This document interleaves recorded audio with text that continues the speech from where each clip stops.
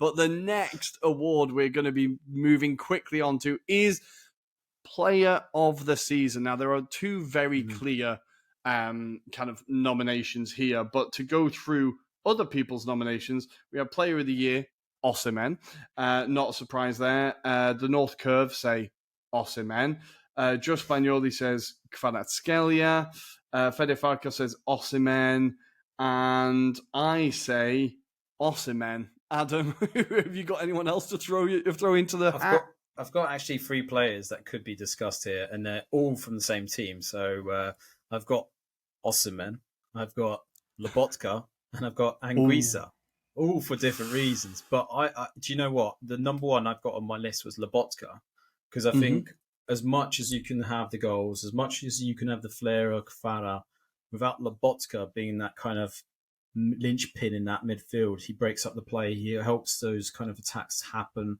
He's been superb this season. I think he's upped his levels from last season.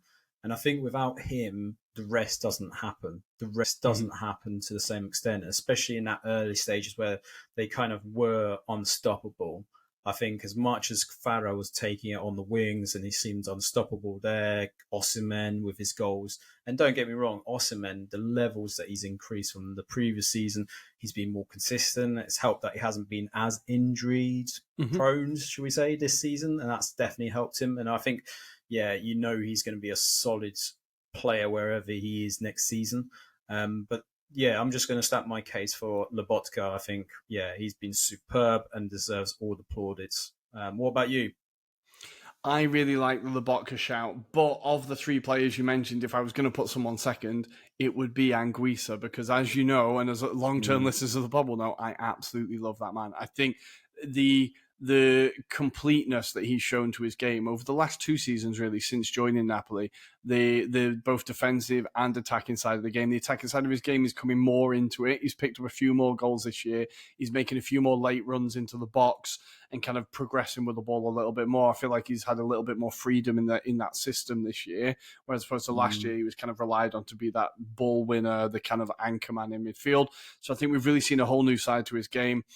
His close control, his strength, his passing ability, his vision, like everything about him, I've just been super, super impressed. I think he's a player as equally as important as Lobotka, without a doubt. And when he was out injured he was out injured for a short while, wasn't he? I think, and I think they did miss him.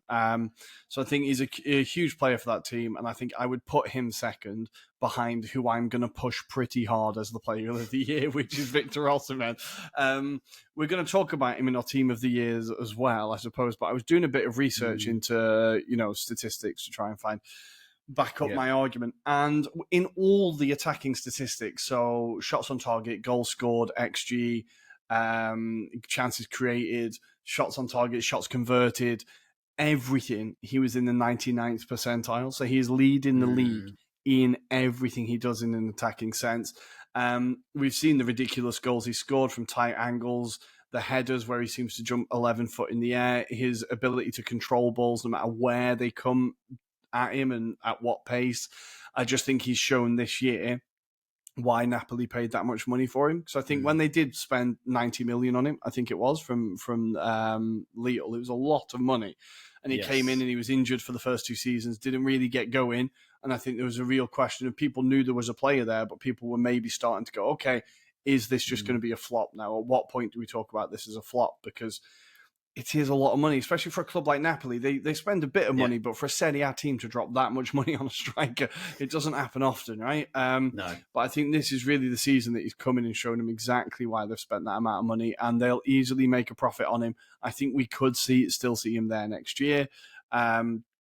But this season, he's just been an absolute revelation, and having him in my Fantacalcio has been an absolute delight, and he single-handedly delivered me the title, so thank you, Victor. Yeah. But what are your main memories of Osimhen this year? I think he is going to be the player of the season, right? I think so. I think he's not just your typical target man, if that makes sense. I think he's just been so much more skillful, just even with the close play. Like, there's been occasions where the ball hasn't necessarily come to him in the sense that he could easily turn around and score the goal. And I think the other context, Rory, whilst you were talking about it, and something I think we should just remind everyone that is watching this right now and maybe listening.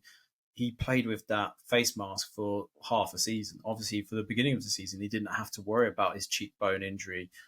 So once he had that cheekbone injury, that obviously changes the dynamic of how he plays, and it hasn't affected his like mentality about his approach and how he's gone about it. He's still put his head in there when possibly people were wincing and hoping he wouldn't get anything else done to him, basically. So the fact that he's been brave enough to kind of do those kind of headers, flick-ons, and just getting stuck in, I think that tells you testament about the guy.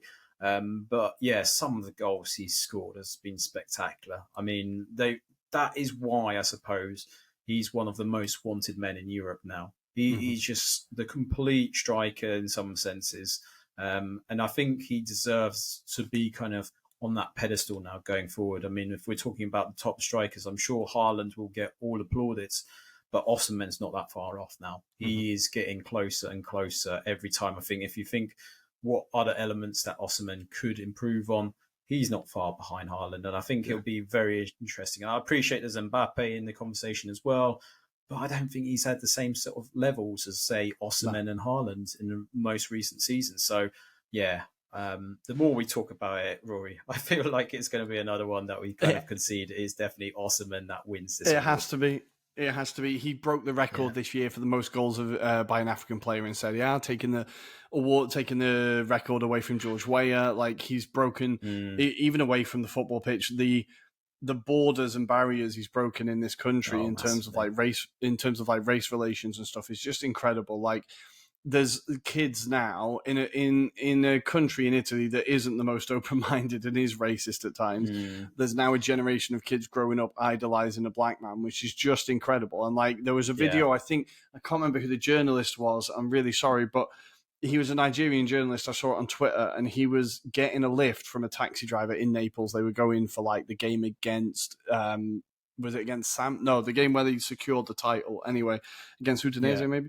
But he was driving in Naples, and then the Neapolitan taxi driver was just talking to him the whole time, saying how Nigeria and Naples are now twinned countries because this guy has just done so much to like bridge so many in a city as well that has a lot of immigrants, a lot of like a large black community.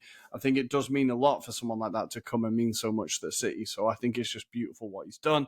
And I've thoroughly enjoyed watching him. So I think I'm going to announce Osimhen as the player of the season. I think that one was quite straightforward, kind of like Haaland. Congratulations, Osimhen. You get the award. There was no surprise there.